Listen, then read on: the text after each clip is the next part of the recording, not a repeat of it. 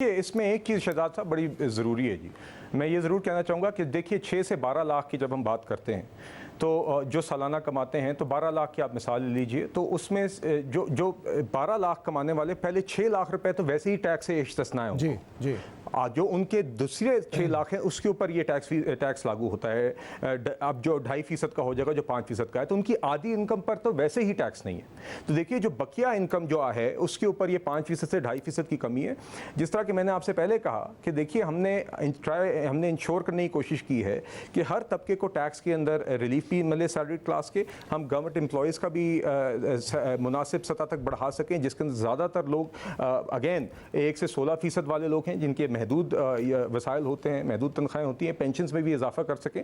तो देखिए हम आइंदा इंशाल्लाह ये जिस हद तक हमने हर स्लैब के अंदर कोशिश की है कि कमी करें। देखिए एक सवाल, शख्स को 1-2 स्लैब्स हैं हायर ब्रैकेट पे वो बराबर रहते हैं, मगर उनके भी ओवरऑल टैक्स में कमी आएगी।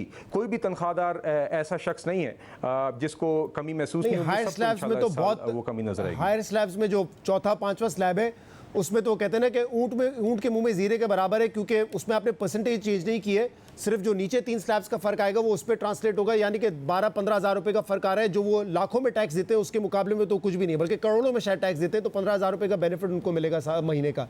अच्छा, एक सवाल अहम ये है कि जब देखिए बारी होती है सैलरी क्लास को रिलीफ देने की तो कहा जाता है कि हमने सिग्नलिंग की, आहिस्ता आहिस्ता रिलीफ मिलेगा, लेकिन दूसरी तरफ हम देखते हैं रिटेलर्स, होलसेलर्स पे टैक्स उस तेज़ी से नहीं बढ़ाया जाता। एग्रीकल्चर से कितना इनकम टैक्स हम जनरेट करेंगे इस साल, budget is silent about it. फिर एक अहम बात यह कि जब आपने स्पीकर या चेयरमैन की तनख्वाह को बढ़ाना होता है तो वो उनको आप सिग्नल नहीं देते, आप एक साथ 5 गुना बढ़ा देते हैं। क्या वजह है इसकी?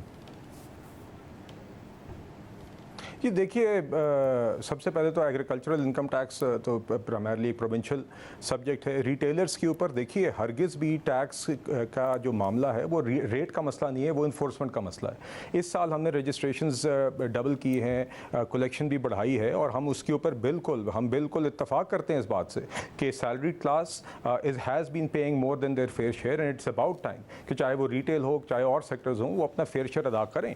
मगर that is primarily an enforcement issue, उसका मामला रेट का नहीं है।